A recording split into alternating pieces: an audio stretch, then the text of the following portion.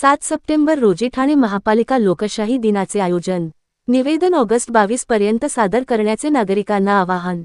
ठाणे महापालिकेचा पुढील लोकशाही दिन सोमवार 9/07/2026 रोजी आयोजित करण्यात आला आहे। नागरिकांनी सप्टेंबर महिन्याच्या लोकशाही दिनाच्या 15 दिवस आधी म्हणजेच ऑगस्ट 22 पर्यंत त्यांचे अर्ज, निवेदने महापालिका भवन, नागरी सुविधा केंद्र येथे 2 प्रतीत सादर करावेत।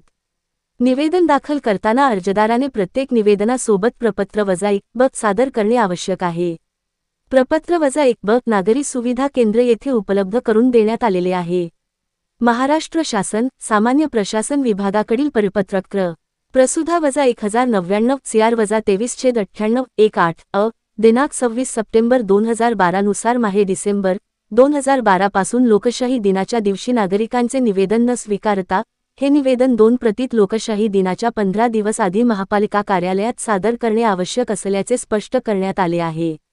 मुख्यालयातील या लोकशाही दिनामध्ये परिमंडळ लोकशाही दिनात ज्या नागरिकांनी आपली निवेदने सादर केलेली आहेत, तसेच ज्या निवेदनावर 1 महिन्यापर्यंत कोणतीही कार्यवाही झाली नाही, अशाच निवेदनांचा स्वीकार करण्यात येईल। नागरिकांनी महापालिका मुख्यालयातील लोकशाही दिनामध्ये निवेदन सादर करताना परिमंडळ लोकशाही दिनामध्ये मिळालेला टोकन क्रमांक नमूद करणे आवश्यक आहे। अर्जदाराने एका अर्जात एकच तक्रार सादर करावी, एकापेक्षा जास्त तक्रारी असलेला अर्ज स्वीकारला जाणार नाही।